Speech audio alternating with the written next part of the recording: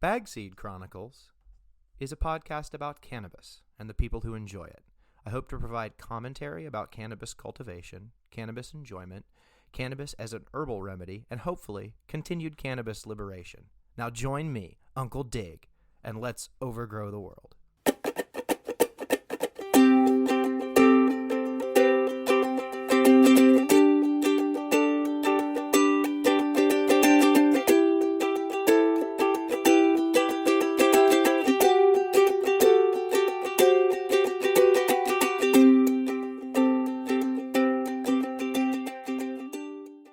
Hi everyone, welcome back to Bagseed Chronicles. This is Uncle Dig, and today we're going to talk about some essentials in the garden, some chickens in the garden, and a little bit of history. So let's get started.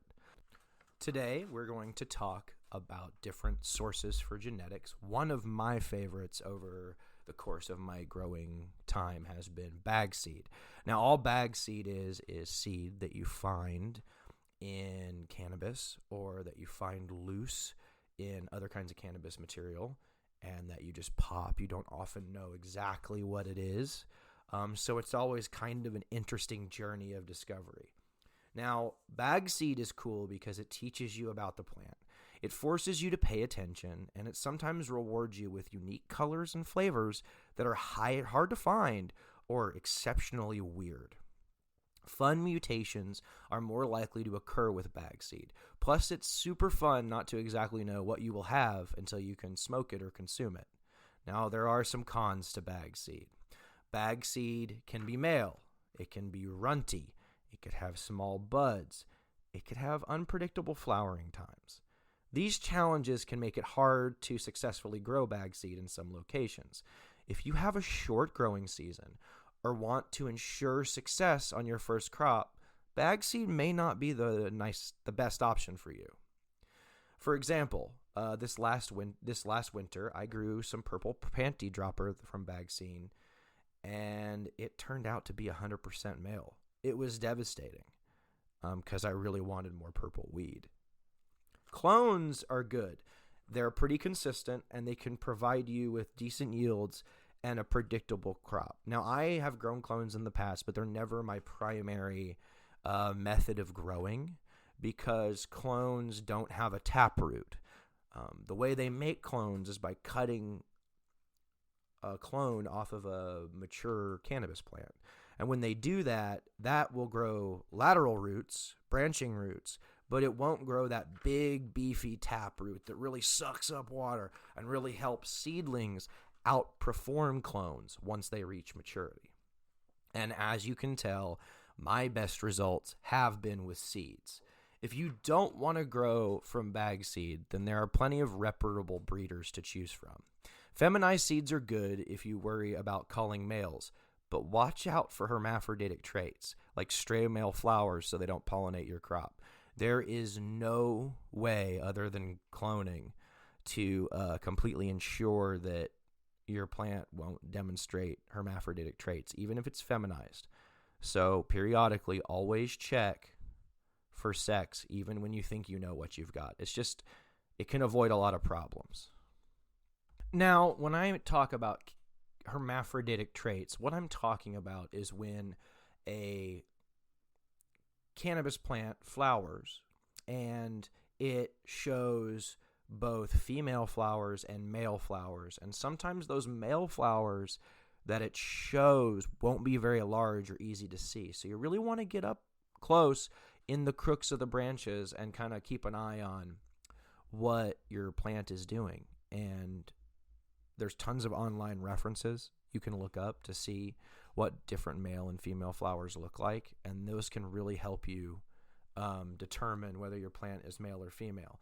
Now, generally outdoors, at least here in Oregon, males and male flowers will sometimes show before females will. So sometimes you'll be able to pull your males in like July before your females have even been blooming as far as sexing cannabis is concerned.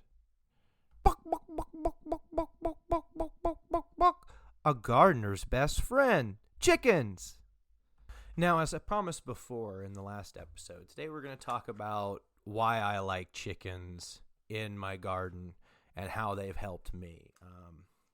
they're really good for organic pest control. I mean, they eat everything. Sometimes they'll eat your beneficials too, so you got to watch out for that. And you kind of do have to prevent them from entering certain places you don't want them. But they're amazing for slug and snail control specifically. And also, they give you free, cruelty-free food in the form of their eggs.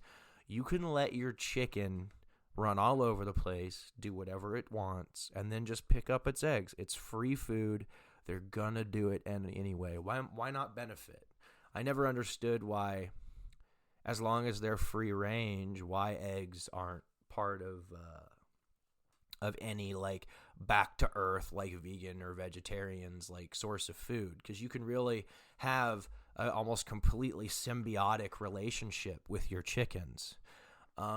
Also, it's kind of nice to have a companion in the garden if you do find any large pests that's happy to go ahead and eat those right after you're out of your hand. And it's always nice to have the company in the garden, and I enjoy them. They also provide you with free nitrogen-rich fertilizer in the form of their bedding and their feces. So that's why I think chickens are good to have in the garden. Now, some people will say, oh, you shouldn't have chickens co-located with your cannabis garden. That's not true. If you keep your coop clean, they're probably not going to have mites or whatever. And honestly, a lot of those same people will let dogs in their garden, which is just asking for nasty tasting cannabis with mold and nasty stuff in it. Because let's face it, dogs love everybody and they rub up on everybody they love and everything. So they tend to bring pests in the garden. So if you have a dog, maybe ensure it's clean, or maybe just don't let it into the cannabis portion of your garden any more than you'd let it dig in your food plots. Now, some things you might want to think about, like not getting chickens. If you don't have the space, obviously you don't want to have chickens in an apartment or on a very, very small plot of land. You also kind of want to have an appropriate amount of chickens for your area. And something that you need to be ready to do is to take responsibility for your chicken's existence, i.e. if it gets injured and it's cost prohibitive to take it to the vet, you're going to have to put that animal out of its misery or dispose of it in somehow. And sometimes predators get a hold of them and you have to clean that up. And it's not always pleasant. So remember that when you're taking any kind of livestock into your home or your garden, that livestock can become injured, it can become ill, a lot of bad things can happen to it, and you need to be ready to either take care of that animal or dispose of that animal, whichever is appropriate. And there are some interesting laws about, what you need to do with a chicken when it's sick and stuff, but I am not the expert on that. But you should definitely look into the CDC's website about some of the diseases that chickens can be a vector for, and also do your own research and make sure that it's an appropriate decision for you and your family before you get chickens. I love them, but they do require a small amount of work. Let's hash out some history. When I was a child, my mother used to take me to the Willowbrook Mall in Houston to do some shopping from time to time. Whilst there, sometimes she would let me wander around within earshot. I used to stop in front of this store. I think it was an Expressmen, but I'm not 100% sure. In the windows of the store, they had a very large print of Napoleon crossing the Alps in the window. I used to stare at Napoleon's hair swept across his face, his look of confident determination, the wild-eyed look of his horse. When Jacques-Louis David painted Napoleon, he distilled his admiration for his subject in the piece. And if you look at the piece with an open heart, you will feel the love and admiration for the petit corporal that the piece commands you to feel. I have a small poster replica of the painting in my studio. I love it that much. In fact, we may have Napoleon at least partially to thank for the reintroduction of cannabis to France and the rest of Europe in the early 1800s. Now, that's why Napoleon has a place in my wall. When Napoleon's troops arrived in Egypt, they were disappointed to learn, like many soldiers from the West who tread on Muslim lands, that alcohol was both illegal and, worse yet, near impossible to come by. So when looking for substitutes, they found hash. Much like some U.S. soldiers in Afghanistan did, and I'm sure continue to do today. You might be asking yourself, what is hashish? Well, hash, or hashish, is a concentrated cannabis. It is somewhat stronger than cannabis, as it concentrates the parts of the plant that has the most THC and other active ingredients. It's basically pressed trichomes, which are the small structure on the plant that hold most of the active ingredient. Long story very, very short, the French supply lines weren't up to the task, especially not with all the British naval harassment. So the French gave up in Egypt and came home. And when they did, those troops brought home as much hash as they could carry, starting a bit of a cannabis cultural revolution in France. French literary society embraced hashish, resulting in many fascinating social experiments. In fact, Alexandre Dumas, author of The Three Musketeers and The Count of Monte Cristo, was a more illustrious member of the Paris Hash Eaters Club, but that is a story for another day.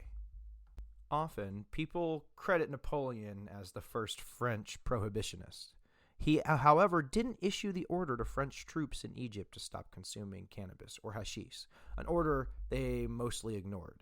That dubious distinction goes to Jacques-François Abdullah Minot, the French commander of the French Army of the Orient at the time. According to historians, Napoleon had no knowledge or probably interest in the order. Sometimes war has unintended consequences, and we never know what they will be. It's best not to enter it so lightly.